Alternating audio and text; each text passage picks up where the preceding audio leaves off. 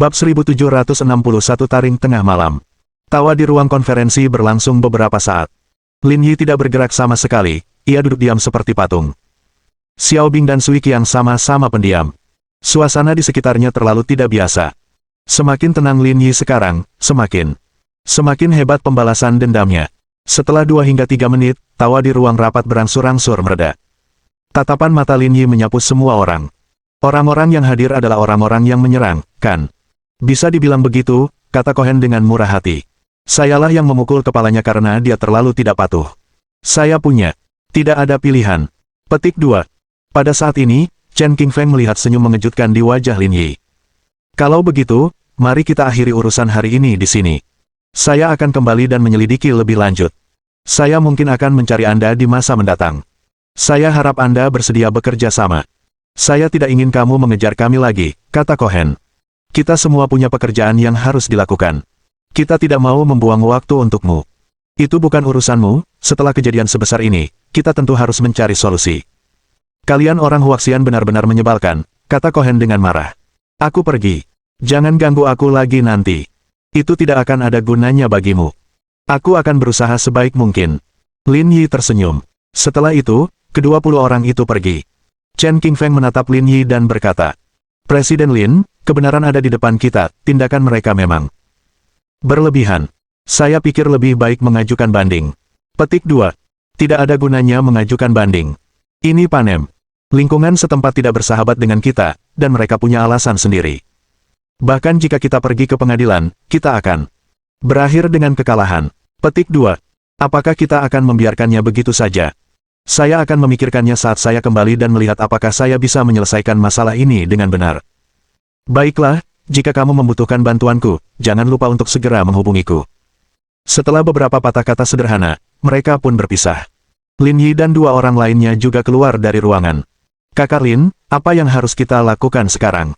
Jangan khawatir, masalah sebesar ini tidak bisa diselesaikan dalam semalam, kata Lin Yi. Ayo kembali ke hotel dan makan sesuatu dulu, kita urus sisanya. Perlahan-lahan. Petik 2. Apakah kita masih membutuhkan pejabat untuk campur tangan dalam masalah ini? Tanya Sui Qiang. Saya tidak mencari mereka untuk menyelesaikan masalah. Saya hanya ingin melihat siapa yang melakukannya. Kata Lin Yi. Sekarang pekerjaan persiapan sudah selesai, tentu saja tidak perlu ada lagi bantuan pejabat. Petik 2. Mereka kembali ke hotel dan mendiskusikan langkah selanjutnya. Dalam perjalanan pulang, Lin Yi menelepon Shen Tianzuo. Direktur Shen, apakah saya mengganggu istirahat Anda? Saat itu sudah lewat pukul 11 pagi di Panem. Di waktu Huaxia, sudah lewat pukul 11 pagi. Jam 10 malam. Sebagai seorang programmer yang berkualifikasi, saya tidak perlu istirahat, canda Shen Tianzuo. Bagus sekali. Aku punya sesuatu yang menguntungkanku dan harus segera mengatasinya. Kata Lin Yi. Saya baru saja mengirimi Anda video dan beberapa tangkapan layar. Ada sekitar 2 lusin orang di dalamnya. Saya ingin meretas sistem data otoritas terusan Panem dan mencari informasi tentang mereka. Tidak perlu terlalu detail. Cukup temukan alamat rumah mereka. Petik 2. Panem. Suara Shen Tianzuo menjadi serius. Apakah Anda berurusan dengan Presiden Qi? Ya, kata Lin Yi, ini sistem resmi, bisakah kita meretasnya? Ini akan sangat sulit, tetapi 11 menghubungi peretas top dunia untuk melakukannya, kata Shen Tianzuo.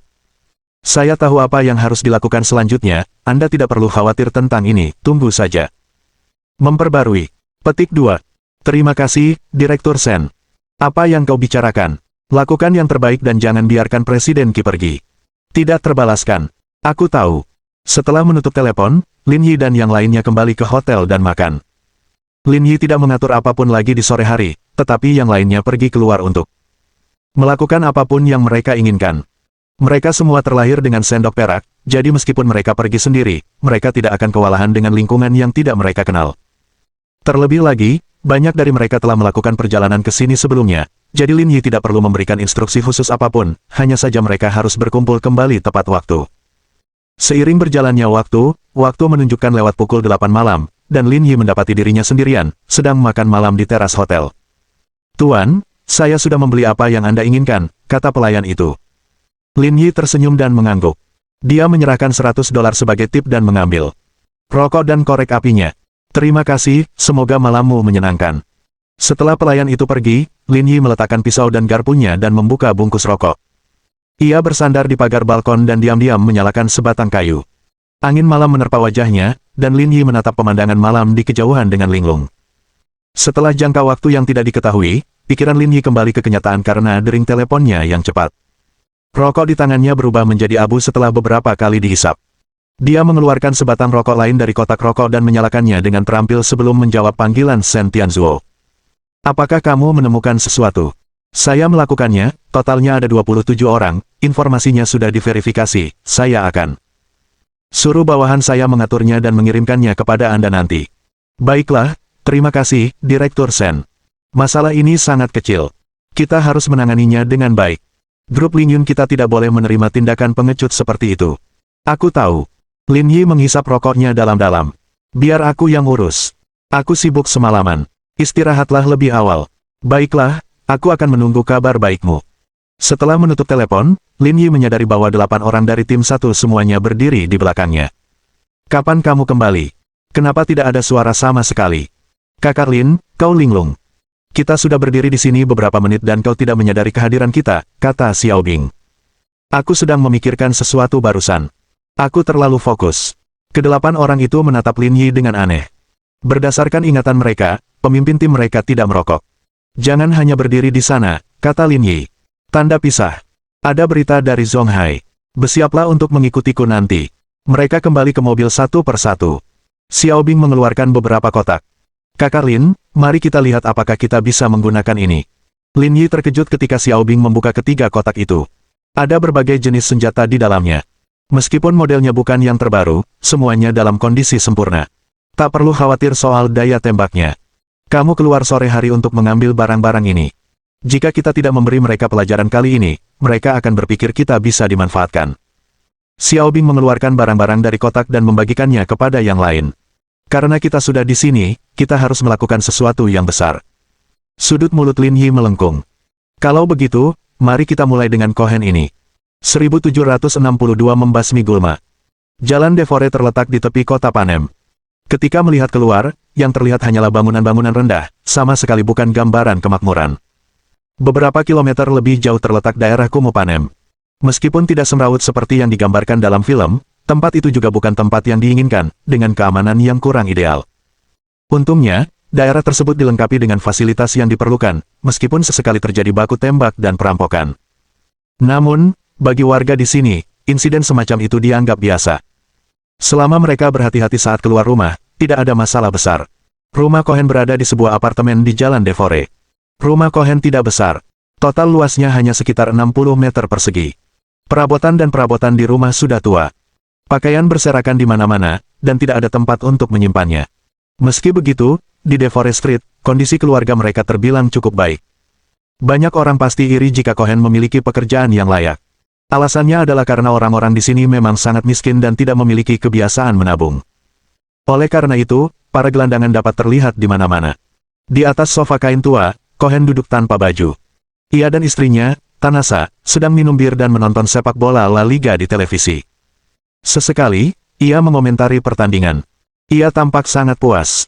Oh, ngomong-ngomong, sayang, ada sesuatu yang lupa kukatakan padamu.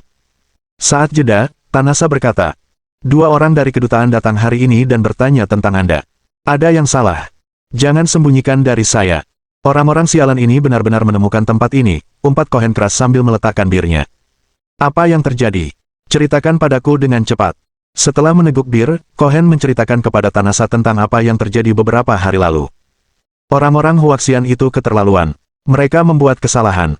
Kenapa mereka harus menyelidikimu? Entahlah. Mungkin lukanya terlalu parah, kata Cohen acuh tak acuh. Tapi harus kuakui, orang Huaxian itu terlalu lemah.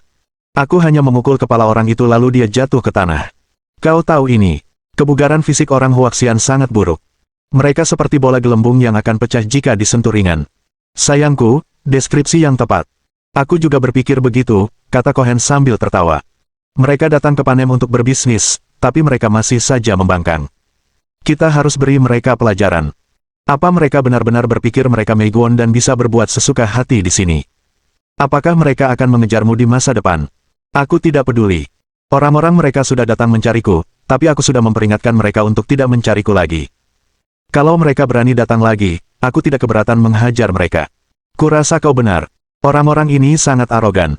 Kirim mereka semua ke rumah sakit agar mereka tahu kita tidak boleh dipermainkan. Dengan tinjuku, aku bisa melawan 10 orang Huaxian sendirian. Haha, dentang, dentang, dentang. Saat mereka berdua sedang berbicara, terdengar ketukan di pintu rumah. Cohen berkata dengan tidak sabar. Siapa yang mengetuk selarut ini? Aku ingin sekali mengirimnya ke Tuhan. Sayang, buka pintunya. Babak kedua sudah dimulai. Aku tidak akan pergi. Petik 2. Cohen bangkit dan berkata dengan tidak sabar. Mengganggu saya menonton pertandingan. Saya akan memberi pelajaran yang baik kepada siapapun yang mengganggu. Ia bangkit dan berjalan menuju pintu. Tanpa berpikir panjang, Cohen membuka pintu. Namun, sebelum ia sempat melihat siapa yang datang, ia merasakan sakit di perutnya karena ditendang masuk ke dalam rumah. Itu Yu Xiying. Segera setelah itu, Lin Yi dan Zhang Chao memasuki ruangan dan menutup pintu, menjadikannya ruang tertutup. Melihat mereka bertiga masuk, Cohen terkejut. Apa yang kamu lakukan di sini? Tidak ada, saya hanya ingin bertanya siapa yang memberitahu Anda bahwa ada yang salah dengan barang tersebut, kata Lin Yi dengan ekspresi muram. Cohen berdiri dan melotot ke arah Lin Yi. Aku sudah menceritakan semua yang kutahu, dan kau masih berani mencariku. Aku tidak akan membiarkan kalian bertiga pergi begitu saja. Cohen bergegas kembali ke dapur dengan marah dan mengambil pisau buah. Ia berkata kepada Lin Yi, kamu datang ke rumahku tanpa izin. Ini ilegal. Bahkan jika aku membunuhmu, hukum tidak akan menghukumku. Sayang, jangan bicara dengan orang-orang Huaxian bodoh itu. Cepat beri mereka pelajaran. Aku ingin terus menonton pertandingannya, kata Tanasa. Jangan khawatir, aku tahu. Orang Huaxian itu tidak bisa mengalahkanku. Sebelum dia dapat menyelesaikan bicaranya, suara Cohen tiba-tiba terputus. Karena pistol hitam diarahkan ke kepalanya. Kamu, apa yang kamu lakukan? Cohen ketakutan setengah mati. Ekspresi dan sikapnya benar-benar berbeda dari sebelumnya. Tanasa menjerit ketakutan dengan suara melengking dan merunduk di balik pintu dengan tangan dan lututnya. Sebaiknya kau jangan bicara terlalu keras. Pistolnya bisa meletus, kata Zhang Chaoyue. Keduanya berhenti bicara. Tak seorang pun berani berkata apa-apa lagi. Aku benar-benar tidak tahu apa-apa. Aku sudah menceritakan semua yang kutahu. Lin Yi mengangkat sebelah alisnya ke arah Cohen. Kesabaranku terbatas. Ini kesempatan terakhirmu. Kau hanya punya 5 detik untuk berpikir. Jangan mengecewakanku. Dengan suara keras, Cohen jatuh berlutut. Aku benar-benar tidak tahu apa-apa. Telepon itu dari nomor tak dikenal. Katanya ada yang salah dengan barang-barangmu. Makanya kami pergi memeriksa. Kalau saja orang-orangmu tidak menghalangi kami, konflik ini tidak akan terjadi. Kalaupun aku menghalangimu, seharusnya situasinya tidak separah ini, kan? Kuakui, waktu kulihat mereka dari Huaxia, aku bertindak terlalu jauh. Tapi aku tahu dia tidak mati. Aku bisa minta maaf padanya dan membayar kompensasi. Tapi tahukah Anda bahwa orang yang Anda lukai itu adalah wakil presiden senior perusahaan kita?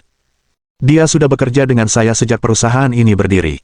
Lin Yi menarik napas dalam-dalam dan menatap Cohen dengan tenang. Dia orang yang sangat penting bagiku. Kamu harus membayar atas perbuatanmu. Ya.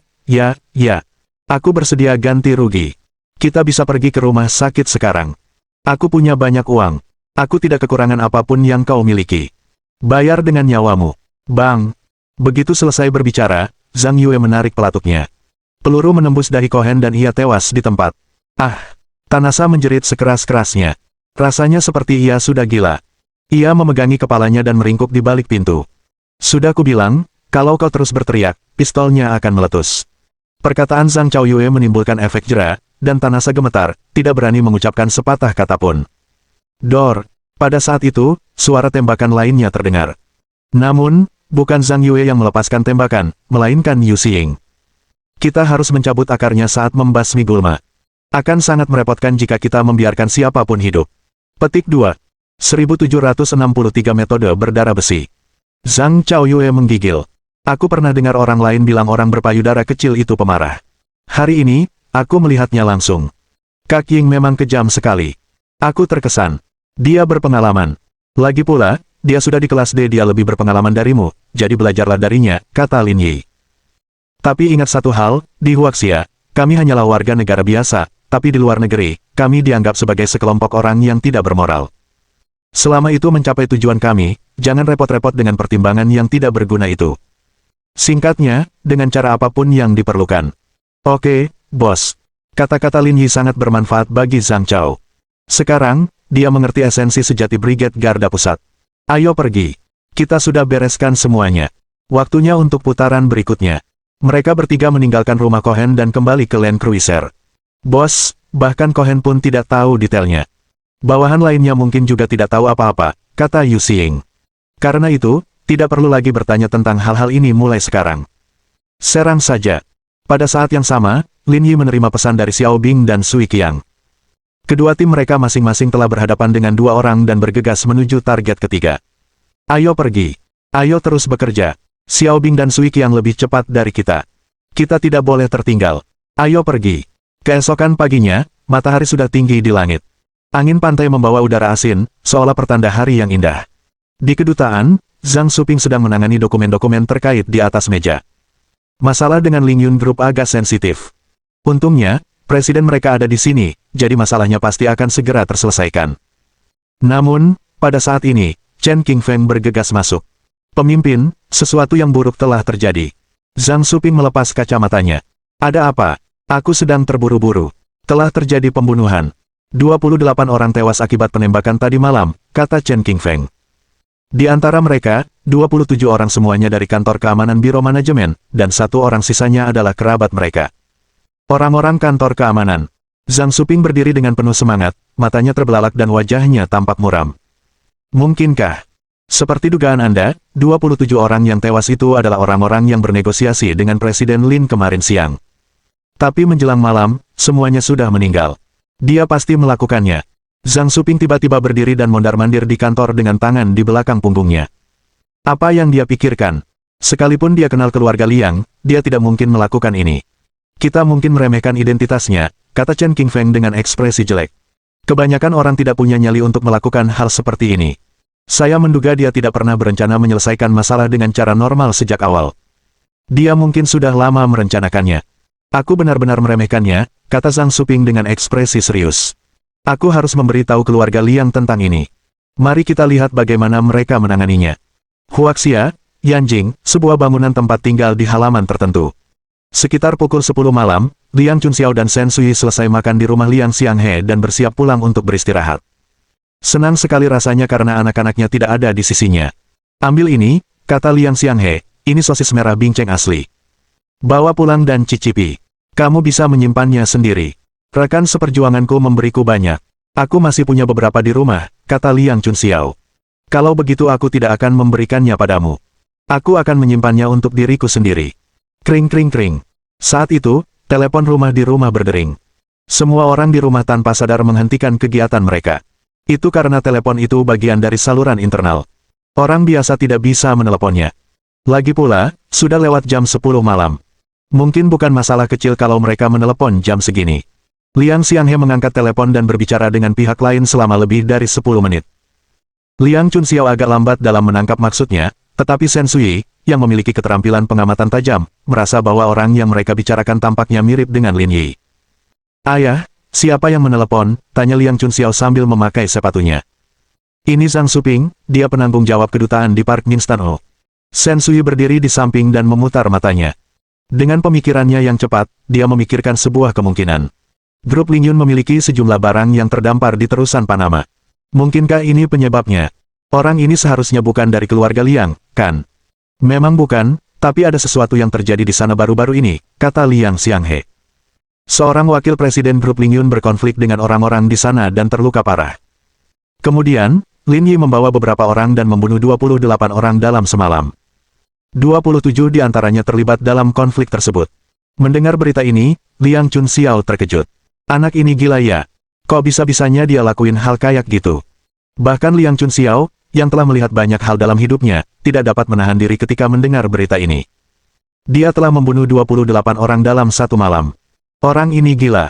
Shen Sui juga terkejut dengan metode berdarah besi Lin Yi. Setelah dipikir-pikir lagi, Lin Yi punya cukup alasan untuk melakukan ini. Ketiga wakil presiden Ling Yun Group masing-masing adalah tangan kanan Lin Yi, yang mampu menangani tanggung jawab utama secara mandiri. Khususnya wakil presiden senior yang bertanggung jawab atas masalah ini, Qixian Zhao, tidak tertandingi dalam kemampuan bisnis. Sekarang, dengan terjadinya insiden seperti itu, yang mengakibatkan dirinya terluka parah, tidak mengherankan Lin Yi menjadi sangat marah. Akan tetapi, respons yang penuh kekerasan seperti itu sungguh berlebihan dan kemungkinan besar akan menimbulkan keributan besar. Itu normal. Kalian semua tahu kepribadian Lin Yi. Liang Xianghe tampak sangat tenang dan berkata dengan santai. Jika dia tidak punya nyali, dia tidak akan mencapai apa yang dia capai saat ini. Tapi masalahnya, orang yang dibunuhnya adalah pegawai biro itu. Dia dianggap pejabat.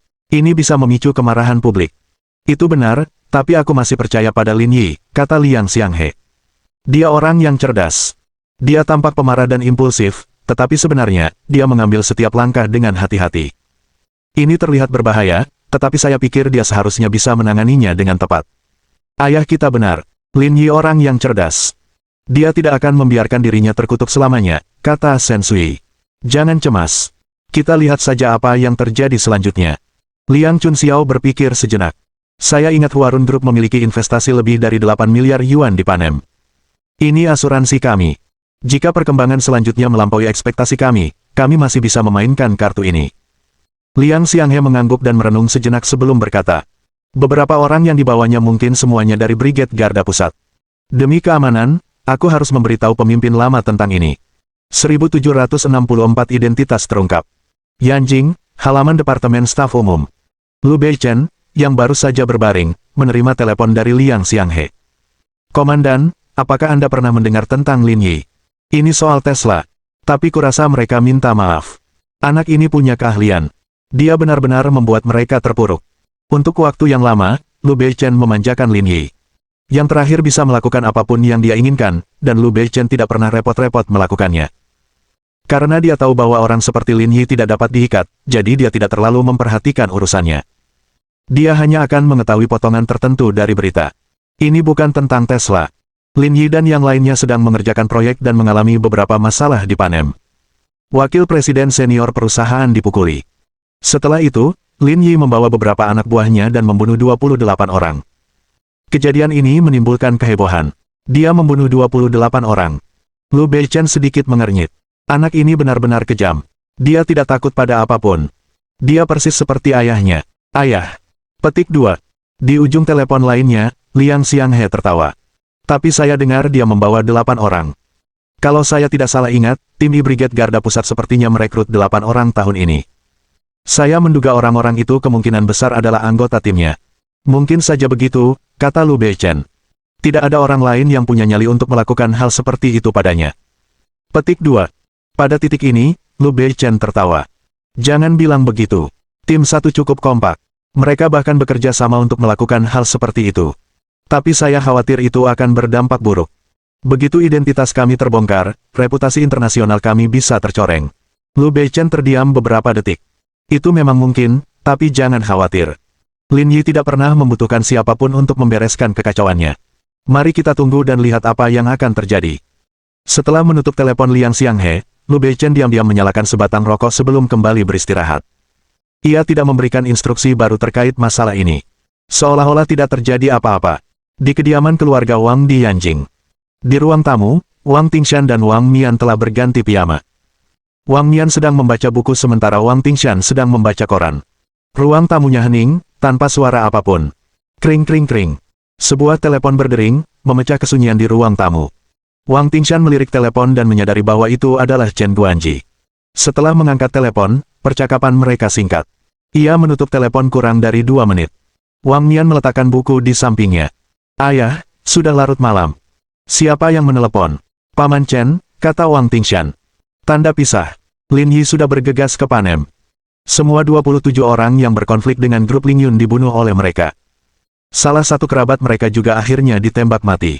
Mereka, Lin Yi membawa 8 orang, kalau tidak salah, 8 orang ini seharusnya menjadi anggota tim 1 Brigade Garda Pusat. Petik 2. Orang-orang itu gila. Aku tak percaya mereka tega melakukan hal seperti itu. Sepertinya mereka memang tidak pernah ingin memperbaiki diri. Bukan itu intinya, kata Wang Tingshan sambil menutup matanya. Dia benar-benar luar biasa. Tidak ada berita sebelumnya, tetapi hanya dalam 1 malam, dia berhasil. Hal yang sangat menggemparkan. Aku tidak menyalahkanmu karena kalah darinya. Petik 2. Ayah, sekarang bukan saatnya untuk meningkatkan moral orang lain dan merendahkan martabat kita sendiri, kata Wang Mian. Dia sudah ada di Panem. Apa rencananya untuk menahannya di sana? Sejumlah barang dari Ling Yun Group telah dikirim ke dermaga inspeksi. Karena ada orang dari kedutaan yang terlibat, pemeriksaan belum dimulai. Jadi, rencananya akan berjalan seperti biasa, jelas Wang Tingshan, begitu Departemen Inspeksi memulai pemeriksaan, mereka pasti akan menemukan masalah pada kiriman itu. Pada titik ini, Wang Tingshan mencibir. Saya yakin saat itu, Lin Yi akan menjadi pusat perhatian seluruh dunia. Belum lagi mereka bersembilan, bahkan seluruh Brigade Garda Pusat mungkin tak akan mampu menahannya. Pembunuhan di kota Panem menarik perhatian polisi setempat. Mereka langsung mengunci Lin Yi sebagai tersangka. Sebab, 27 orang di antaranya berasal dari kantor keamanan Biro Manajemen. Dalam beberapa hari terakhir, 20 orang ini baru saja berkonflik dengan grup Ling Yun. Dia punya motif yang jelas untuk membunuh mereka. Itulah sebabnya polisi setempat menjadikannya target. Di sisi lain, Lin Yi dan yang lainnya kembali ke hotel untuk makan dan minum setelah menangani masalah tadi malam. Kemudian, Lin Yi tidur di ranjang empuk itu. Rasanya cukup nyaman. Namun, sekitar pukul 1 siang, terdengar ketukan di pintu kamar Lin Yi. "Kak Lin, ayo bangun dan makan," kata Xiao Bing dari luar pintu. "Aku nggak jadi pergi. Setelah kalian selesai makan, siapkan saja makanan untukku. Aku mau makan di hotel saja. Kalau begitu kami juga tidak akan pergi. Kami akan pesan dulu, lalu ke kamarmu untuk makan nanti." Kedengarannya bagus. Melihat jam tangannya, sudah lewat pukul 1 siang. Lin Yi sudah tidak ingin tidur lagi dan bersiap untuk bangun dan mandi. Saat dia sedang menggosok gigi, dia menerima telepon dari Tian Yan. "Apakah kamu sudah menyelesaikan masalah dengan Direktur Qi?" "Saya sudah setengah jalan. Sekarang, saya harus mengurus masalah barang-barangnya. Saya akan kembali setelah selesai. Tesla sudah meminta maaf secara publik dan memberikan kami banyak data inti. Apa yang harus kami lakukan dengan data-data ini?" Pembaruan ini sesuai dengan harapan Lin Yi.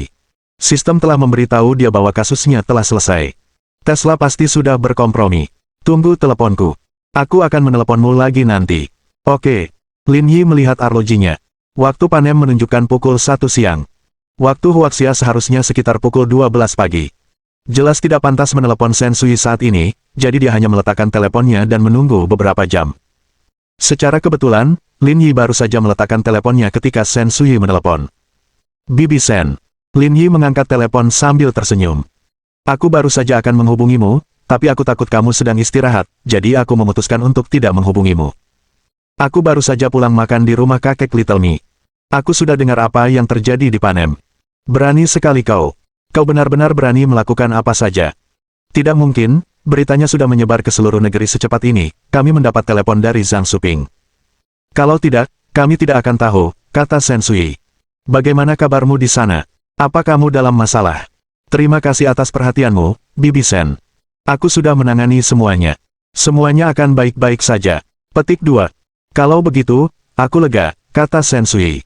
"Kamu bilang kamu ingin meneleponku tadi. Ada masalah?" "Ini masih tentang Tesla. Mereka sudah menyerahkan data inti, tapi saya tidak membutuhkannya. Saya lihat Anda berinvestasi di banyak perusahaan mobil listrik dan ingin memberikan informasi ini. Itu tidak berguna bagi saya." Petik 2. 1765 sesuatu yang tidak dapat diketahui. Anda punya data inti Tesla. Shen Sui, yang sedang memakai masker wajah, tiba-tiba duduk dari sofa, membuat Liang Chun Xiao ketakutan. Masalah ini begitu sengit, tidak bisa diselesaikan hanya dengan permintaan maaf. Memukul wajah orang dan memarahi mereka adalah hal favoritku. "Bibi Shen, kau seharusnya tahu ini." Lin Yi tersenyum. "Namun, saran saya adalah segera gunakan informasi ini setelah mendapatkannya. Tim Tesla bukanlah orang bodoh. Alasan mereka bersedia menyerahkan data ini adalah karena mereka masih mengembangkan teknologi baru di balik layar. Dalam 1 atau 2 tahun, informasi ini tidak akan lagi berharga, jadi kita harus menggunakannya sesegera mungkin. Aku tidak bilang aku menginginkan hal-hal ini, kan, kata Shen Sui. Elronyun Group sudah menjadi perusahaan semikonduktor terbesar di Huaxia, dan kendaraan listrik adalah industri masa depan. Dengan kemampuan integrasi Ling Yun yang kuat, sekaranglah saatnya bagi Anda untuk memasuki pasar kendaraan listrik, saran Shen Sui. Lin Yi terdiam sejenak, terkejut dengan saran Shen Sui, tetapi setelah memikirkannya, itu masuk akal. Industri kendaraan listrik sudah sangat kompetitif, dengan begitu banyak pemain besar yang terlibat. Jika saya ikut terjun, saya pasti tidak akan mampu bersaing dengan mereka. Kita butuh seseorang sekali berbibi Shen, sosok yang bisa menstabilkan seperti beliau, untuk menangani ini. Bagi pemain kecil seperti saya, lebih baik diam saja dan menyaksikan keseruannya. Dasar bocah nakal, kata Shen Sui sambil tersenyum. Saya akan meminta seseorang untuk menghubungi perusahaan Anda besok dan membawa teknologi ini. Tentu saja. Setelah mulai bekerja, Lin Yi menutup telepon. Hari sudah mulai malam, jadi dia tidak ingin menunda istirahat Sensui. Setelah menutup telepon, Sensui duduk di sofa dan menatap kosong untuk waktu yang lama. Lin Yi sangat licik. Dia mungkin sudah merencanakan ini lebih dari setahun yang lalu. Pertama, dia membujuknya untuk berinvestasi dalam proyek mesin litografinya. Kemudian dia mentransfer teknologi inti dari Mitsui Heavy Industries dan Mitsui High-Tech kepadanya. Sekarang, dia bahkan memberinya teknologi Tesla, dan semuanya gratis. Sensui tak kuasa menahan senyum masam dan memegang dahinya. Apakah ini caranya agar ibu mertuanya diam? Setelah menutup telepon dari Sensui, Lin Yi juga merasakan sakit kepala. Sungguh melelahkan berurusan dengan orang pintar. Ketika dia mencoba menghadiahkan teknologi Tesla kepadanya, dia sempat ragu dan bahkan ingin menolaknya. Lin Yi menduga Sensui mungkin telah mengetahui pikirannya. Sungguh melelahkan bertengkar dengan calon ibu mertuanya. Setelah mandi, Xiao Bing dan yang lainnya pergi ke kamar Lin Yi. Tak lama kemudian, makanan yang mereka pesan tiba. Rasanya sangat lezat. Saudara Lin, kita sudah membalas dendam. Apa yang harus kita lakukan selanjutnya? Barang-barang kami masih tertahan di sini. Kami akan kembali segera setelah saya menyelesaikan masalah itu. Lin Yi memotong sepotong daging sapi dan memakannya sambil berbicara. Nanti nggak ada kerjaan lagi. Kalau ada yang harus kamu kerjakan di rumah, pulang aja dulu. Kamu nggak perlu ikut aku ke sini. Bagaimana mungkin? Kita semua anggota tim 1. Kita datang bersama saat tiba, jadi kita juga harus pergi bersama, kata Zhao Yunhu. Kalian semua benar-benar tidak takut mati. Kalian sudah membunuh bersamaku, tapi kalian semua masih menolak untuk pergi. Jika kita tidak bisa melakukan sebanyak ini, kita tidak layak bertahan di tim 1, kata anggota tim, Shao Jianfeng. Jangan ngomong apa-apa lagi. Suatu kehormatan bagi saya untuk merekrutmu ke tim 1. Ayo kita lakukan. Semua orang mengangkat gelas mereka tinggi-tinggi, dan suasananya menjadi hidup. Dong dong dong. Tepat saat mereka baru saja menghabiskan anggur di gelas mereka. Pintu ruangan itu diketuk keras, namun sebelum Zhou Liang bisa membuka pintu, pintunya hancur. Lebih dari 20 petugas polisi bergegas masuk dari luar dan mengepung Lin Yi dan yang lainnya, sambil mengarahkan senjata ke kepala mereka. Kelompok itu duduk di kursi mereka dan tidak melakukan gerakan yang tidak perlu. Dalam pertarungan 1 lawan 1, orang-orang ini mungkin tidak sebanding dengan salah satu dari mereka jika mereka menyerang bersama-sama, tetapi pihak lainnya memiliki senjata, jadi situasinya berbeda. Peluru bukan hal yang bisa dianggap main-main. Apa yang kamu lakukan? Apa ilegal makan di sini? Tanya Lin Yi. Telah terjadi beberapa pembunuhan di kota ini. Kami mencurigai Anda bertanggung jawab atas pembunuhan-pembunuhan ini. Silakan ikut kami. Baiklah, saya pengusaha sejati. Jika Anda mencurigai saya pasti akan bekerja sama dalam penyelidikan, kata Lin Yi sopan. Tapi tolong letakkan senjata kalian. Tindakan ini akan membuat karyawan saya takut. Mereka tidak akan bisa bekerja nanti. Melihat Lin Yi mengangkat tangannya dengan begitu kooperatif, petugas polisi yang memimpin memborgolnya dan menghela napas lega. Ia merasa sekarang mereka tidak dalam bahaya. Xiao Bing dan yang lainnya yang duduk di meja tidak bergerak. Mereka tidak tahu apa yang akan dilakukan Lin Yi, dan dia tidak memberi perintah apapun, jadi tidaklah bijaksana untuk menyerang secara membabi buta. Lin Yi menatap Xiao Bing dan yang lainnya, menyuruh mereka untuk tenang. Kedelapan anggota itu patuh dan tidak bergerak saat mereka menyaksikan Lin Yi dibawa pergi oleh polisi. Apa yang sedang pemimpin kita coba lakukan? Kenapa aku tidak mengerti, gumam Shao Jianfeng. Saya merasa dia sudah meramalkan hal ini, kata Zhao Yunhu. Dia sangat kooperatif dan tidak mengajukan keberatan apapun. Lagi pula, dia bilang kami karyawannya. Jelas dia ingin menurunkan kewaspadaan polisi dan melindungi kami. Xiao Bing mengangguk dan berkata dengan serius. Kakak Lin memang orang seperti itu. Dia lebih suka membahayakan dirinya sendiri daripada membiarkan orang-orang di sekitarnya terluka. Mungkinkah dia menjual dirinya demi keselamatan kita? Tanya Zhou Liang penuh semangat. Tidak mungkin, aku harus pergi dan melihatnya. Berhenti, berhenti, berhenti. Tenanglah, kata Yu Xiying. Apa menurutmu ini plot dalam novel? Plot melodramatis seperti itu tidak mungkin terjadi pada pemimpin kita. Petik 2. Apa maksudmu? Bisakah kamu lebih jelas? Bos mungkin sudah menduga apa yang terjadi hari ini sebelum dia bertindak, kurasa. Dia punya rencana cadangan. Kalau tidak, dia tidak akan begitu berani. Kakak Ying benar. Luoqi berpikir sejenak dan berkata. Kakak Lin pasti punya rencana cadangan.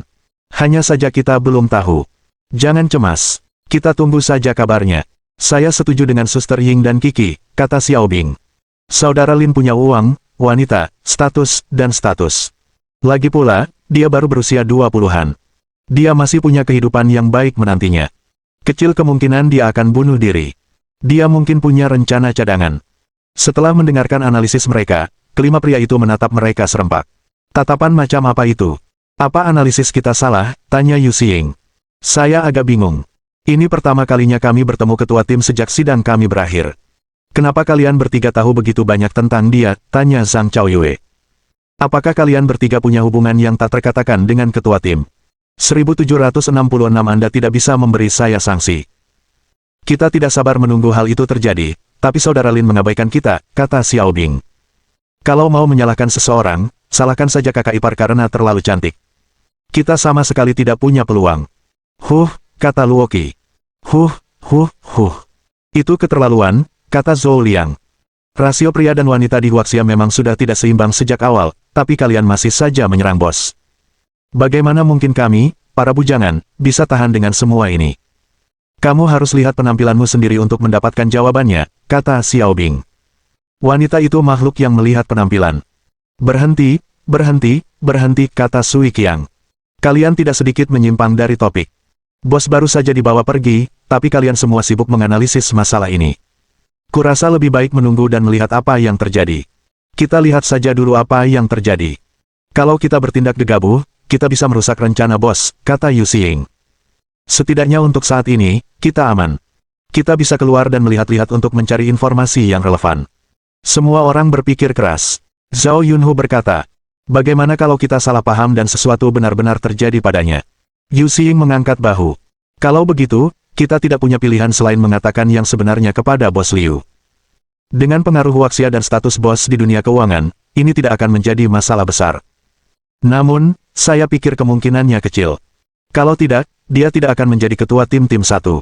Saya setuju dengan Suster Ying. Kesimpulan ini tidak valid, kata Luoqi. Yang terpenting sekarang adalah menggunakan identitas kita untuk mengumpulkan informasi sebanyak mungkin. Selebihnya, kita hanya bisa melakukannya selangkah demi selangkah. Ayo pergi. Jangan cuma duduk di sini. Ayo kita keluar dan selidiki. Sui Qiang memanggil, dan semua orang berdiri dan berjalan keluar dari kamar Lin Yi. Pada saat yang sama, Lin Yi dibawa ke mobil polisi dan dikelilingi oleh 6 petugas polisi.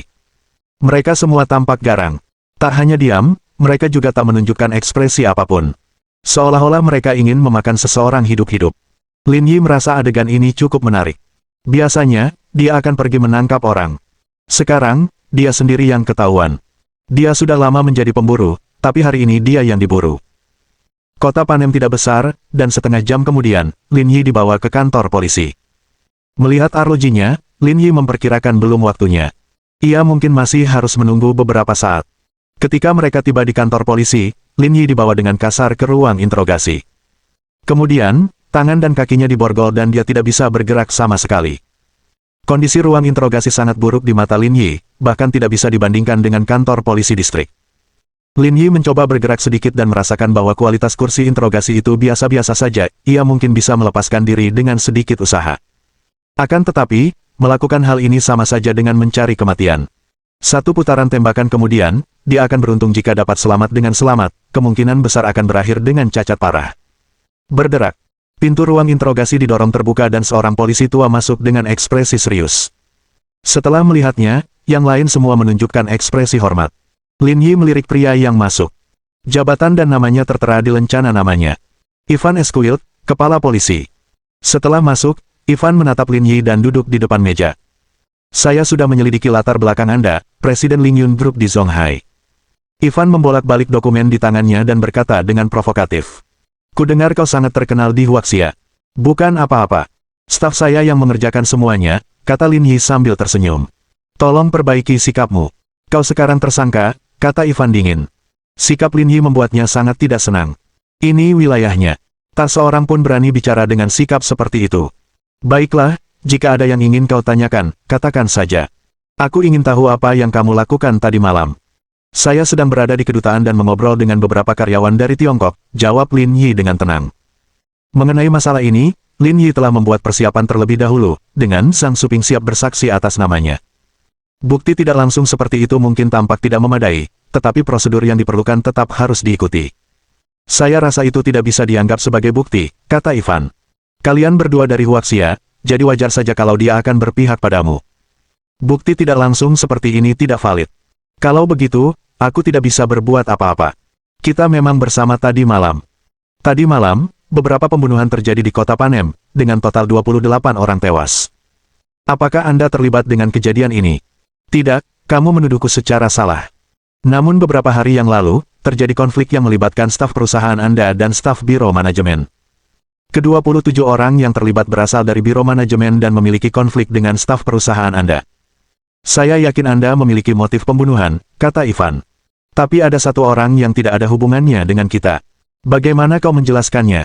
Orang tambahan yang terbunuh adalah salah satu rekan mereka. Kau juga membunuhnya. Bagaimana mungkin? Tanya Lin Yi dengan tenang. Silakan periksa waktu kematiannya. Apakah menurutmu aku bisa berada di dua tempat sekaligus? Bukankah logika dasar ini jelas bagimu? Bang! Ivan tak tahan lagi. Ia menggebrak meja dan berdiri. Jaga ucapanmu. Jangan paksa kami pakai cara-cara yang keras. Metode apapun yang kamu gunakan tidak penting bagiku, kata Lin Yi dengan tenang sambil menatap Ivan. Namun, sebelum kau bertindak, tolong selidiki identitasku secara detail. Tentu saja, jika kau masih merasa aman setelah bertindak, silakan saja. Kalau tidak, aku tidak tahu apa yang akan terjadi padamu. Anda. Ivan menghentakkan kakinya karena marah, tetapi tidak ada yang dapat dilakukannya. Apa yang dikatakan Lin Yi masuk akal. Dia bisa menginterogasinya, tapi dia tidak bisa menggunakan kekerasan. Itu akan menyusahkan dirinya sendiri. Jangan terlalu marah. Ada pepatah lama di Huaxia. Marah itu buruk bagi kesehatan. Kamu tidak akan mendapat banyak uang dari pekerjaan ini, jadi tidak baik terlalu marah. Tak masalah kalau kau tak mengakuinya. Aku punya 10.000 cara untuk menghadapimu. Akan kutunjukkan seberapa kuat dirimu sebenarnya. Cek, cek, cek. Menakutkan. Lebih baik kau katakan yang sebenarnya pada kami, atau akan sulit bagimu untuk meninggalkan kami. Lin Yi merentangkan tangannya dan berkata tanpa rasa takut. Sudah kubilang, ini bukan urusanku. Kenapa kau tidak percaya? Wajah Ivan dingin, dan amarahnya tampak membara. Kunci dia. Atas perintah Ivan, kedua petugas polisi yang berjalan mendekat melepaskan ikatan Lin Yi dan membawanya pergi. Tapi ketika dia melewati Ivan, Lin Yi berbisik. Percuma saja kau menginterogasiku dengan sikap seperti itu. Sejujurnya, akulah yang membunuh mereka, tapi kau tidak punya bukti, jadi aku hanya bisa minta maaf. Kau tidak bisa menghukumku. 1767 Aturan Penjara Nomor 7. Perkataan Lin Yi membuat Ivan mengepalkan tangannya. Didorong oleh amarahnya, otot-otot wajahnya bergetar. Bawa dia ke penjara nomor 7. Mendengar penyebutan penjara nomor 7, para polisi yang bertugas mengawal Lin Yi membeku karena terkejut. Ekspresi mereka berubah muram, seolah-olah mereka telah mendengar sesuatu yang mengerikan. Kepala Ivan, penjara nomor 7 menampung penjahat yang sangat berbahaya. Saat ini dia hanya tersangka. Bukankah tidak pantas menahannya di sana? Apa yang tidak pantas, raung Ivan. Dia sudah membunuh begitu banyak orang. Tidak ada yang lebih cocok untuknya selain penjara 7. Oke, kita bawa dia ke sini sekarang. Atas perintah Ivan, Lin Yi dibawa pergi. Namun, selama proses itu, kedua polisi itu tidak lagi tampak galak. Sebaliknya, mereka berkata dengan nada tenang. Kamu bisa mengatur kata-kata terakhirmu, setelah memasuki penjara nomor 7, aku tidak berpikir. Anda akan bertahan hidup selama lebih dari seminggu. Petik 2. Lin Yi memahami aturan tak terucapkan di sini dan berkata dengan tenang. Apakah kamu mengatakan tidak ada jalan keluar dari penjara nomor 7? Memang begitulah adanya. Tempat itu penuh dengan orang-orang yang melanggar hukum, yang sangat kaya dan mampu melakukan apa saja. Aku tahu kau berkuasa dan kaya, tetapi di penjara nomor 7, banyak narapidana yang lebih kaya darimu dan tidak takut apapun. Bahkan kami ragu untuk terlalu dekat dengannya. Bukankah ini kasus balas dendam, kata Lin Yi. Perbuatanku tentu saja tidak pantas dikurung di sana, kan, aku tidak bisa berbuat apa-apa, kau telah membuat Tuan Ivan marah. Tentu saja, jika kau mengakui pembunuhan itu, aku yakin kau tidak akan berakhir di penjara nomor 7. Lin Yi tetap diam, tidak peduli ke penjara mana dia dikirim. Alice dan yang lainnya akan segera tiba. Dia hanya perlu mencari tempat untuk menunggu sebentar. 10 menit kemudian, mereka bertiga telah berjalan beberapa ratus meter. Lin Yi melihat dinding bata di depannya. Di atas tembok terdapat kawat berduri setinggi 1 meter. Bahkan bisa saja mendengar suara arus listrik yang melewatinya. Tidaklah berlebihan jika dikatakan bahwa tempat seperti itu tidak dapat ditembus. Lin Yi hanya pernah melihat penjara seperti ini di film-film sebelumnya. Dia tidak pernah menyangka bahwa suatu hari, dia akan datang ke tempat seperti ini untuk merasakan kehidupan. Ini penjara nomor 7, masuk dan tinggallah di sana. Pintu logam terbuka dan Lin Yi didorong masuk. Luas penjara itu setengah lapangan sepak bola. Ada sekitar 70 orang di dalamnya. Kemanapun mata memandang, yang ada hanyalah kesunyian tanpa kehidupan. Di penjara nomor 7, semua orang dikurung bersama. Pepatah lama mengatakan, di mana ada orang, di situ ada masyarakat. Hal ini berlaku juga untuk penjara nomor 7. Di mana ada orang, di situ ada konflik. Di penjara nomor 7, perkelahian dan perkelahian adalah kejadian biasa, dan kadang-kadang, mayat dibawa keluar. Para sipir hanya menegur para narapidana secara lisan, tidak berani bicara terlalu banyak. Jika tidak, anggota keluarga mereka bisa saja meninggal dunia keesokan harinya. Namun di luar kenyataan suram ini, ada beberapa hal yang sangat bertentangan dengan harapan Lin Yi. Penjara itu memiliki gazebo, kipas angin, dan bahkan kolam renang kecil. Yang lebih mengejutkan, bahkan ada beberapa perempuan yang berjalan-jalan dengan bikini. Lin Yi merasa ini cukup mengejutkan. Ini sungguh kemewahan untuk sebuah penjara. Ketika Lin Yi masuk, semua orang juga menatapnya. Sudah lebih dari setengah tahun sejak pendatang baru datang ke penjara nomor 7. Bos, sepertinya itu orang yang dikirim Ivan. Ada 6 atau 7 orang berdiri di samping pavilion, dan 2 wanita berbikini sedang menggoda satu sama lain. Di kaki gazebo tergeletak seorang pria setengah telanjang, lembek dan bertato, menikmati layanan seorang wanita cantik berbikini. Nama pria itu Hasad. Dia adalah gembong narkoba paling terkenal di dunia. Sebelum dia ditangkap, lebih dari 30% barang selundupan di dunia mengalir melalui dia. Tak terhitung banyaknya orang yang tewas di tangannya. Di saat yang sama, ia juga memperoleh kekayaan yang menyaingi kekayaan sebuah negara. Meskipun Lin Yi kaya, ia masih sedikit kurang dibandingkan dengan Hasad di puncaknya. Jika tidak, dia tidak akan menerima perlakuan seperti itu di sini. Hasad terduduk mendengar kata-kata bawahannya. Ia melepas kacamata hitamnya dan berkata dengan acuh tak acuh. Pergi dan temui dia. Aku ingin bicara dengannya. Bawahan itu berjalan lebih dari 10 meter ke depan dan melambaikan tangan ke arah Lin Yi. Huaxian, kemarilah. Mendengar seseorang memanggil namanya, para pria yang mengintip itu menoleh ke arah Hasad. Mereka merasa segala sesuatunya tidak terlihat baik. Apa yang ingin dilakukan Hasad? Apakah dia mencoba merekrutnya? Kemungkinannya kecil. Dia orang Huaxia dan kondisinya kurang prima. Hasad pasti tidak tertarik padanya. Itu kabar baik. Kalau dia mau merekrutnya, pasti sudah tidak ada lowongan lagi untuk bulan ini. Mendengar seseorang memanggil namanya, Lin Yi menoleh ke arah seorang pria berkulit hitam yang tidak jauh darinya. Apakah kau berbicara denganku? Bos kami memanggilmu. Kemarilah sebentar. Lin Yi tidak terlalu memikirkannya. Ia berjalan menuju pria berkulit hitam itu dan berhenti di depan Hasad. Huaxian, bagaimana kau bisa masuk? Hasad duduk bersila di atas tempat tidur pantai dan mengamati Lin Yi dengan tatapan tajam. Dia merasa orang Huaxian ini pasti telah melakukan sesuatu yang tak termaafkan. Kalau tidak, Ivan tidak akan memintanya untuk menjaganya. Aku juga ingin tahu kenapa aku ditangkap tanpa alasan. Lin Yi mengangkat bahu. Kurasa kau bertengkar dengan Ivan, kalau tidak, dia tidak akan memasukkanmu ke sini. Aku tidak tahu apa yang dia pikirkan. Maaf, aku harus bilang kalau ini bukan tempat terbaik. Aku harus menjagamu, kata Hasad. Itulah aturan penjara nomor 7, setiap orang yang datang ke sini harus mematuhinya. Aturan apa? Apa aku perlu memberi penghormatan kepada semacam otoritas di sini? Jangan cemas. Kau akan tahu nanti. Hasad menatap pria kulit hitam itu. Pria itu mengerti maksudnya dan pergi dengan tenang. Ketika kembali beberapa menit kemudian dengan pisau di tangannya, Hasad berkata, menurut aturan, kau meninggalkan salah satu tanganmu, dan kau bisa mendekam di penjara nomor 7 untuk waktu yang lama. Lin Yi tidak dapat menahan tawa kecilnya. Apakah itu aturanmu? Tentu saja, kamu juga bisa memilih untuk melakukannya sendiri. Itu hakmu. Kami sangat demokratis di sini. Itu mungkin tidak akan berhasil untukku. Aku tidak ingin meninggalkan tempat ini tanpa lengan atau kaki. Tapi ini penjara nomor 7, begitu kau di sini, kau tak bisa lagi mengendalikannya, kata Hasad dengan tenang. Juga, jangan coba-coba pergi. Masuknya mudah, tapi keluarnya susah banget. Sebaiknya kamu pilih sekarang, terlalu panas untuk buang-buang waktu. 1768 Beri makan ikan. Lin Yi tersenyum dan melambaikan tangannya. Itu tidak akan berhasil, aku tidak bisa mengikuti aturanmu, lebih baik bermain sendiri. 1-11 pergi. Pertama. Petik 2. Melihat Lin Yi berbalik dan pergi, orang-orang yang berdiri di tempat lain tertegun sejenak sebelum tertawa terbahak-bahak. Apa dia pikir ini Huaxia yang bisa dia lakukan sesuka hatinya? Kurasa dia akan mati. Kematian yang mengerikan. Petik 2. Dia melakukan ini karena dia orang Huaxian dan tidak tahu aturan di sini. Tuan Hasad sudah memberi perintah, beraninya dia pergi begitu saja, tindakan seperti itu di penjara nomor 7 pasti akan membuat Hasad marah. Petik 2. Seperti yang diharapkan, ekspresi hasad berubah setelah Lin Yi mengambil beberapa langkah. Bawahannya bergegas keluar dan menghalangi jalan Lin Yi. Lin Yi juga berhenti dan kembali menatap hasad. Kau pikir ini rumahmu? Kau bahkan tidak mendengarkanku, hasad. Aku khawatir kau tidak tahu apa itu penjara nomor 7. Dimanapun tempat ini berada, itu tidak ada hubungannya denganku.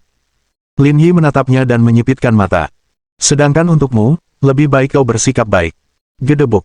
Hasad menjatuhkan kacamata hitam yang dipegangnya. Pantas saja Ivan meneleponku dan memintaku untuk mengurusmu sendiri. Kau memang orang yang tidak patuh. Kalau begitu, aku tidak akan bisa menyelesaikan masalah ini dengan satu tangan. Tuan Hasad, jangan buang-buang napasmu padanya. Biar aku beri dia pelajaran. Lebih baik aku saja yang melakukannya. Aku belum bertarung dengan siapapun selama lebih dari sebulan. Aku akan memotong kedua tangannya dan membuatnya membayar. Sebelum anak buah Hasad dapat berbuat apa-apa, orang-orang lain di penjara nomor 7 mengajukan diri untuk bergegas datang, dengan harapan dapat memberi Lin Yi pelajaran. Lin Yi tidak mengerti mengapa orang-orang ini begitu antusias. Namun, di mata Lin Yi, fanatisme di wajah mereka bagaikan pesta yang sakit. Kekerasan dan darah adalah makanan spiritual mereka. Jangan melawanku untuk kesempatan ini. Biarkan aku saja. Saat semua orang sedang mengajukan diri, seorang pria botak berjalan keluar dari belakang kerumunan. Pihak lainnya tinggi dan berkulit gelap. Hanya giginya yang putih. Dia mengenakan celana pendek abu-abu compang camping dan melangkah tanpa alas kaki di atas pasir panas. Ia berdiri di belakang Lin Yi, menjulang setinggi 2 meter. Sebuah bayangan besar menyelimutinya, membuatnya tampak seperti monster hitam. Nama pria itu Sabra. Ia berasal dari Feizu tetapi telah pindah ke Panem bertahun-tahun yang lalu. Kemudian, dia dikurung di sini karena merampok bank dan membunuh lebih dari 10 orang. Kebisingan itu tiba-tiba berhenti ketika Sabra melangkah maju. Semua orang tahu betul keahliannya. Dia adalah orang terkuat di penjara nomor 7. Sekarang setelah dia berdiri, tak seorang pun berani menandinginya. Hasad memandang Sabra, lalu ke yang lain. Apakah ada orang lain yang ingin bersaing dengannya untuk kesempatan ini? Tak seorang pun mengatakan apapun, bertindak seolah-olah mereka telah menyerah pada kesempatan ini. Meskipun ada orang lain yang memiliki keterampilan lebih baik daripada Sabra, tidak ada seorang pun yang mau bersaing dengannya untuk kesempatan ini.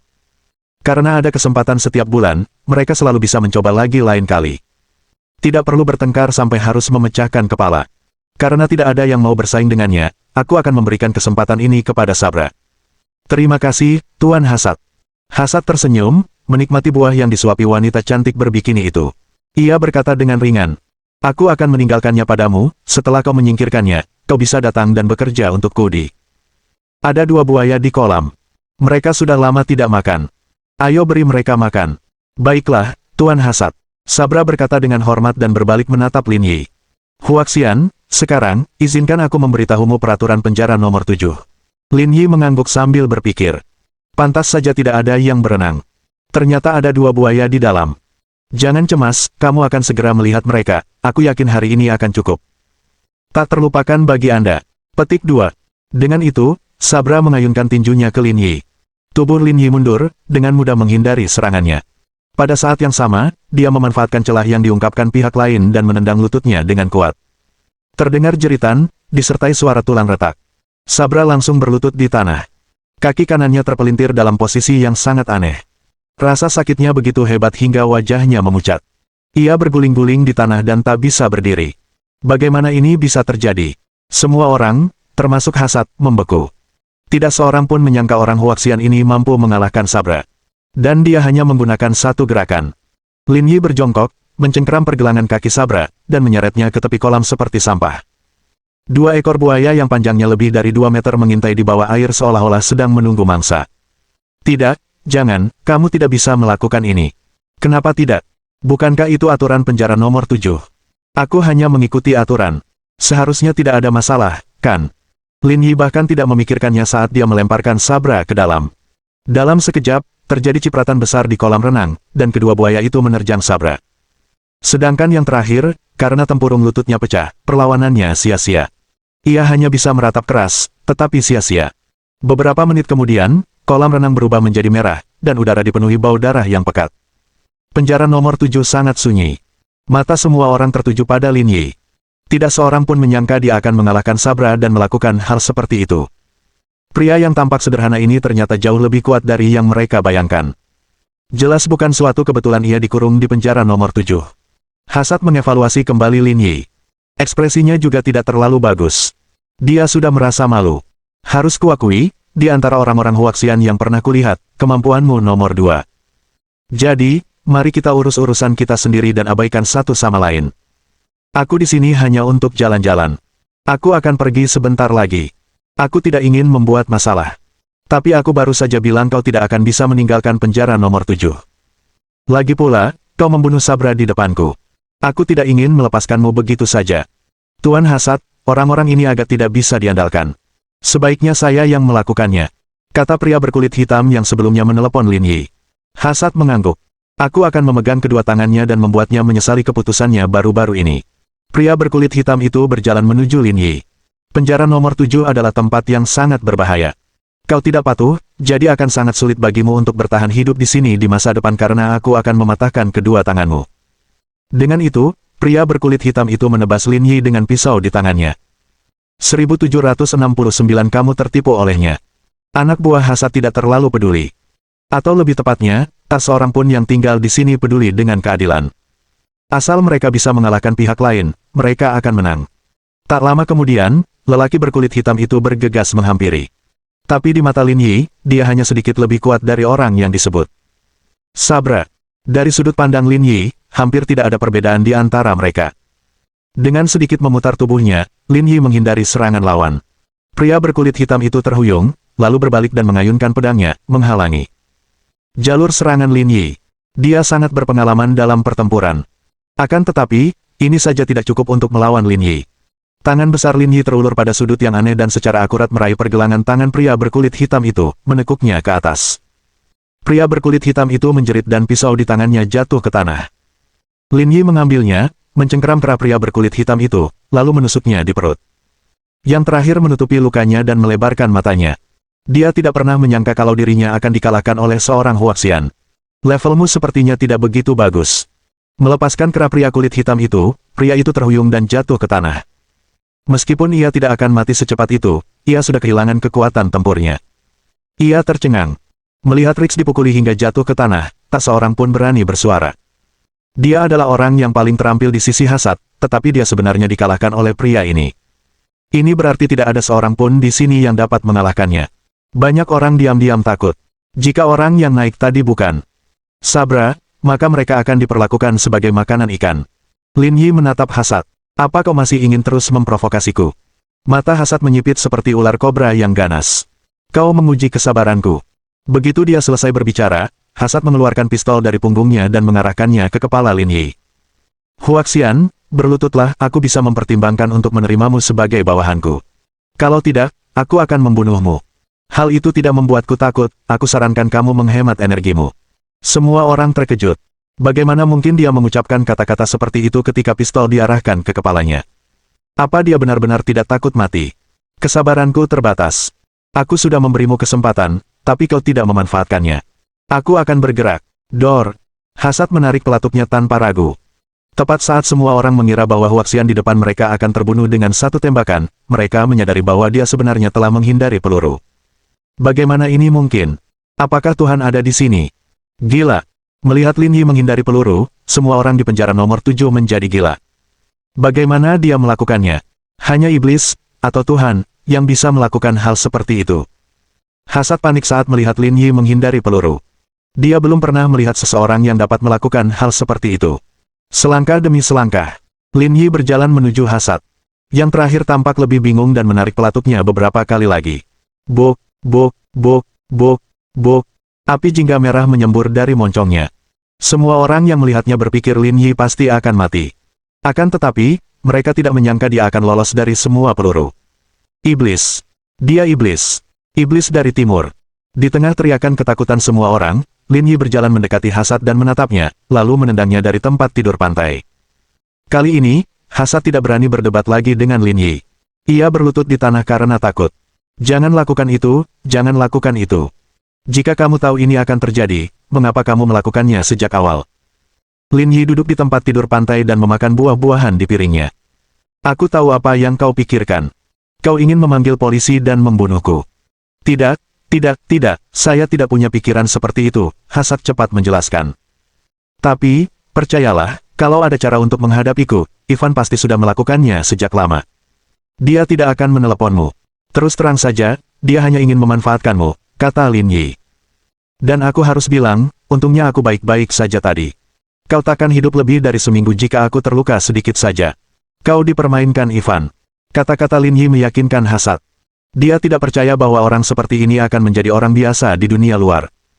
Seperti yang dikatakan orang ini, jika Ivan mampu, dia akan melakukannya sendiri dan tidak meminta Hasad untuk mengurusnya. Sialan, aku akan membunuhmu. Baiklah, aku ingin istirahat sebentar. Jangan ganggu aku. Baiklah, baiklah. Kamu bisa istirahat dulu. Di luar kantor polisi, dua Bentley hitam berhenti di depan kantor polisi. Beberapa orang asing berambut pirang keluar dari mobil. Semua orang mengenakan jas dan sepatu kulit, tampak sangat formal.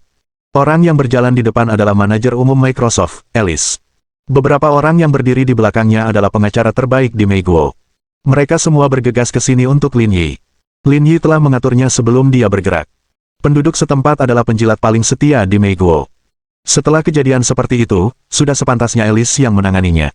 Selain itu, selama dia memberi mereka beberapa manfaat, masalah ini bisa diselesaikan dengan mudah. Inilah mengapa Lin Yi berani menyerang secara terbuka. Dia sudah melihat sifat mereka.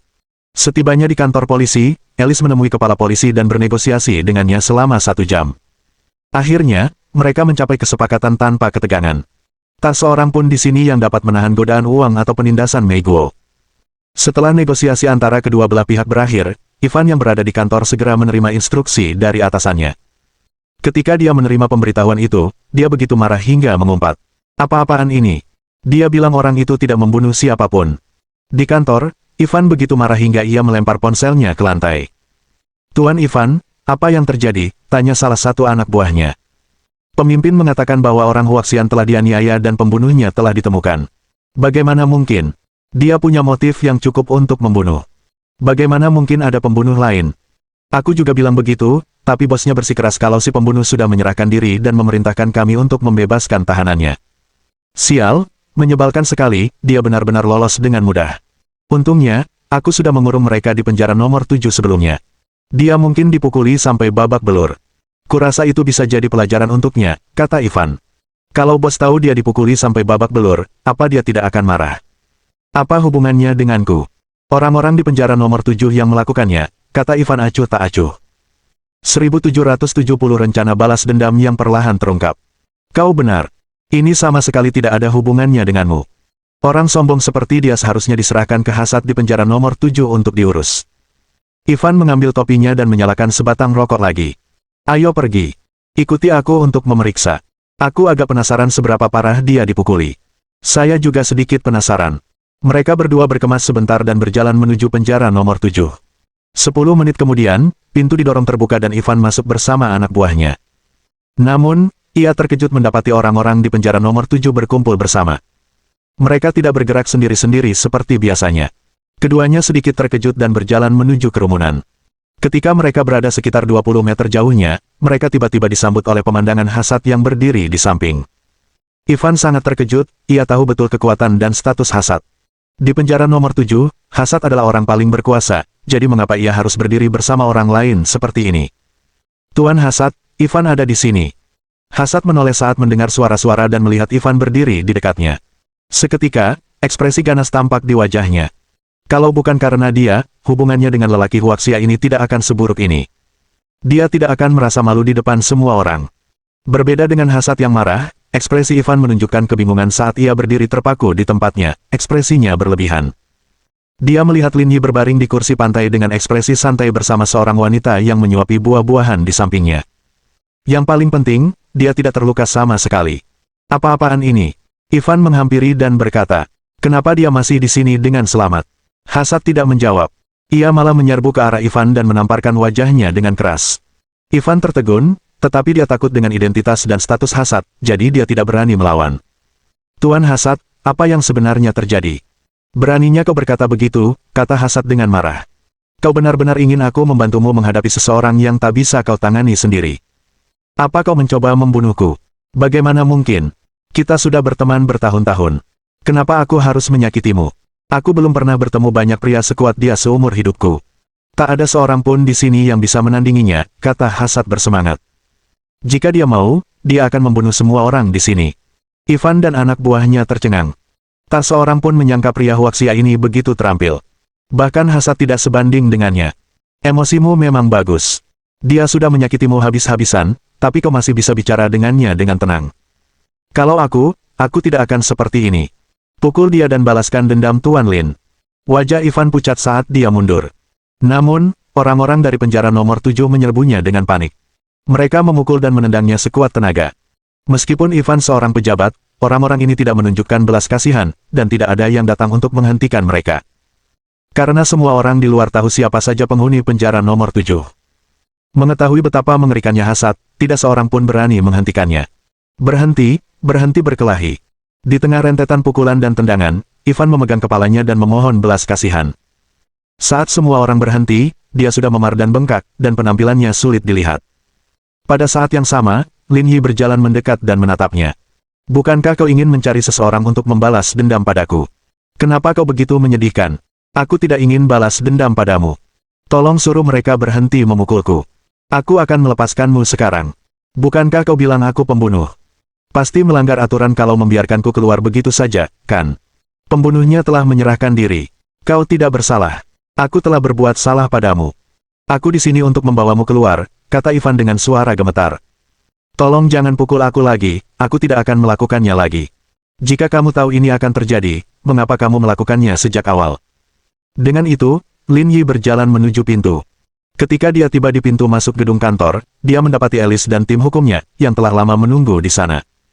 Melihat Lin Yi, Alice segera menghampirinya dan memeluknya erat-erat. Lalu, ia menatapnya lama. Tuan Lin, Anda akhirnya bebas. Mereka tidak melakukan apapun kepada Anda, kan? Mereka tidak bisa melakukannya meskipun mereka mau. Lin Yi tersenyum pada Alice. Semua ini berkat bantuanmu. Tanpamu, aku pasti akan berusaha keras. Itulah yang seharusnya kulakukan. Tuan Lin, jangan terlalu formal padaku. Ayo pergi. Ini bukan tempat untuk bicara.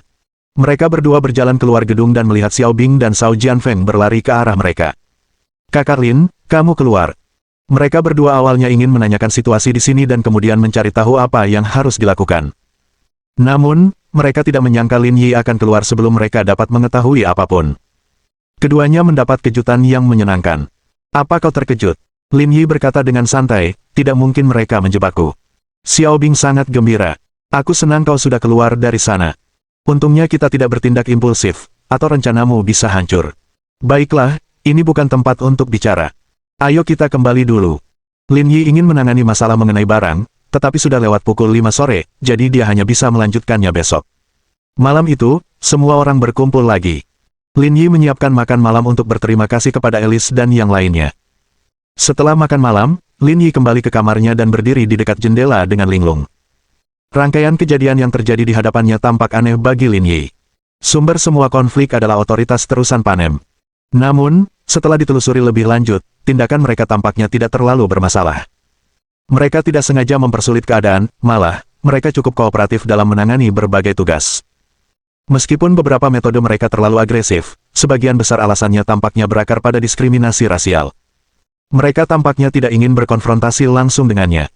Lin Yi tidak dapat menghilangkan perasaan bahwa di balik layar, ada kekuatan tak terlihat yang secara halus menarik kendali. Huaxia, Yanjing, Villa Keluarga Wang. Wang Tingshan, yang baru saja selesai sarapan, menerima telepon dari Chen Guanji. Bagaimana keadaan di sana? Lin Yi membunuh 28 orang. Polisi memang menargetkan Lin Yi, tetapi mereka tidak melakukan apapun padanya. Microsoft datang dengan tim hukum terbaik dan dengan mudah menyelesaikan krisis ini, kata Chen Guanji. Dugaanku, dia akan mengurus kirimannya besok, jadi aku sudah menyebarkan beritanya. Bajingan-bajingan gila itu mungkin akan segera tiba di Panem. Pertunjukannya akhirnya akan segera dimulai. Mohon dukungan dari omom ante-ante sekalian, buat subscribe atau sharekan novel Mimin ke Facebook kalian, agar channel Mimin bisa terus berkembang. Dengan begitu, Mimin bisa lebih semangat untuk up novel seru lain ke depannya. Buat teman-teman yang sudah subscribe dan sharekan novel Mimin, Mimin ucapkan terima kasih sebanyak-banyaknya.